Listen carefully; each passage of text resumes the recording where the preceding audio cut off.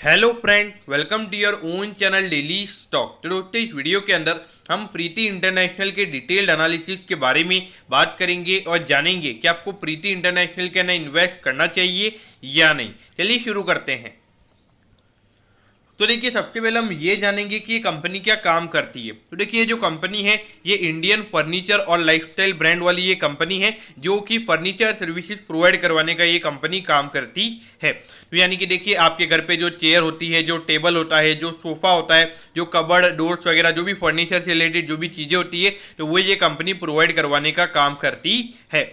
तो देखिए, अगर आप देखोगे, अगर हम पिछले कुछ साल से अगर हम देखेंगे तो इंडिया में लगातार जो रिनोवेशन की डिमांड है वो यहाँ पे काफ़ी ज़्यादा इंक्रीज हुई है। और ऐसा हमने देखा है कि जब घर रिनोवेट होता है तो वहाँ पे बहुत सारे लोग नया फर्नीचर भी लेते हैं और एक तरीके से ऐसे तो डिमांड यहाँ पे इंक्रीज हो रही है। उसके अलावा अगर आप देखोगे तो बहुत सारे अभी ऐसे लोग हैं जो अभी सैलरी पे रहते हैं, यानी कि किसी और के घर पे रहते हैं, मतलब सॉरी रेंट पे रहते हैं। और अभी बहुत सारी ऐसी डिमांड कि आने वाले टाइम पे वो अपना खुद का कर लेंगे। तो अगर खुद का कर लेंगे तो वहाँ पे भी डेफिनेटली अगर आप देखोगे तो इसकी डिमांड हमें, फर्नीचर की डिमांड वहाँ पे हमें इंक्रीज होती हुई नजर आएगी। तो इस पॉइंट ऑफ व्यू से देखा जाए तो आने वाले टाइम पे डेफिनेटली ये इंडस्ट्री हमें काफ़ी अच्छे वे में ये इंडस्ट्री ग्रोथ हुई हमें नजर आएगी और उसी इंडस्ट्री के अंदर ये कंपनी हमें काम करती हुई नजर आती है।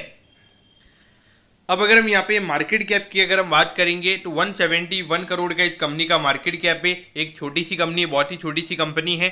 अगर हम करंट प्राइस की बात करेंगे 165 का प्राइस है। अराउंड 52 वीक हाई से अराउंड 10% डिस्काउंट पे ये स्टॉक ट्रेड हो रहा है। अगर हम बुक वैल्यू की बात करेंगे तो अराउंड 21 रुपीज़ की यहाँ पे बुक वैल्यू है, यानी कि अगर हम प्राइस टू बुक वैल्यू की बात करेंगे तो अराउंड 7 to 8 टाइम्स के लगभग यहाँ पे प्राइस टू बुक वैल्यू का नंबर हमें यहाँ पे नजर आता है।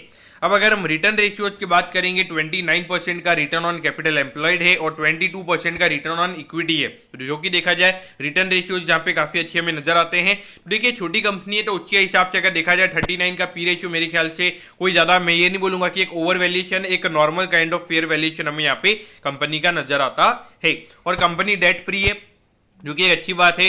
तो अगर आने वाले टाइम पे कंपनी जितना प्रॉफिट लगातार कमाएगी तो वहाँ पे बुक वैल्यू कंपनी की लगातार इंक्रीज होती रहेगी और अगर बुक वैल्यू से इंक्रीज होगी तो वहाँ पे प्राइस टू बुक वैल्यू का नंबर हमें कम होता हुआ नजर आएगा।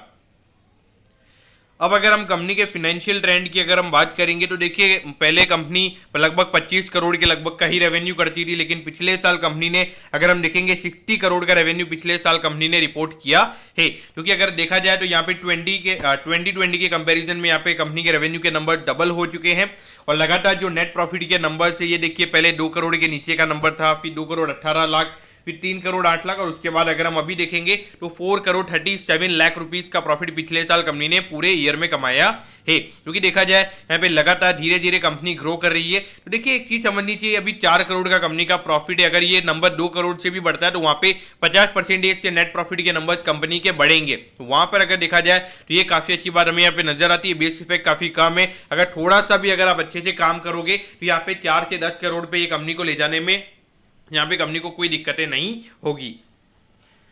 अब अगर हम पिछले कुछ क्वार्टर से अगर हम रेवेन्यू के नंबर्स की अगर हम बात करेंगे तो ये देखिए, यहाँ पे लगभग 14 करोड़ का रेवेन्यू, फिर 11 करोड़ का, फिर 15 और पिछले क्वार्टर में अगर हम देखेंगे तो रेवेन्यू का नंबर कंपनी का कम हुआ है। लेकिन अगर हम देखेंगे तो पिछले क्वार्टर में कंपनी की प्रॉफिटेबिलिटी बढ़ी है और इसका मेन रीजन ये है जहाँ पे जो कंपनी के ऑपरेटिंग एक्सपेंसेस हैं वो यहाँ पे थोड़े से कम हुए हैं और उसकी वजह से ये नंबर हमें बढ़ता हुआ नजर आया है। लेकिन अगर हम ऑल ओवर देखेंगे तो कंपनी यहाँ पे अच्छा परफॉर्म करती हुई हमें नजर आ रही है, धीरे धीरे ग्रो करने की कैपेसिटी ये कंपनी रखती है।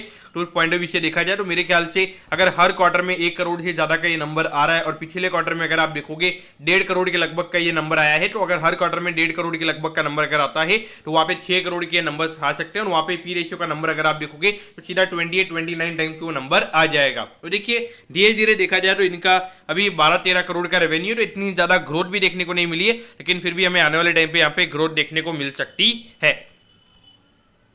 अब अगर हम शेयर होल्डिंग पैटर्न की अगर हम बात करेंगे तो देखिए 74.59% की जो होल्डिंग है वो यहाँ पे प्रमोटर्स के पास है। तो देखिए, मोटा मोटी अगर आप देखोगे तो ये एक दिखाता है कि प्रमोटर्स अपने खुद के बिजनेस के अंदर काफ़ी ज़्यादा पॉजिटिव है। क्योंकि देखिए, अगर वो अपने बिजनेस में इतने ज़्यादा पॉजिटिव नहीं होते तो उनकी होल्डिंग 50 या 40% के लगभग होती। तो ये एक थोड़ा हमें यहाँ पे पॉजिटिवनेस यहाँ पे नजर आती है।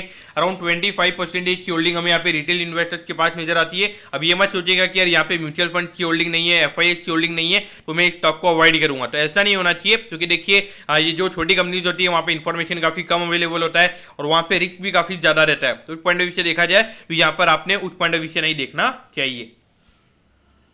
अब अगर हम कैश फ्लोज की अगर हम बात करेंगे तो पहले देखिए कंपनी इतना कैश फ्लो भी जनरेट नहीं करती थी, लेकिन अगर हम पिछले साल देखेंगे तो कंपनी ने लगभग 5 करोड़ का operating positive cash flow generate किया, जो कि काफी अच्छी बात है। और अगर आने वाले टाइम पे धीरे धीरे कंपनी ज्यादा पॉजिटिव कैश फ्लो जनरेट करेगी, उसे लगातार री इन्वेस्ट करेगी, तो वहां पर डेफिनेटली कंपनी अपने बिजनेस को ग्रो कर सकती है।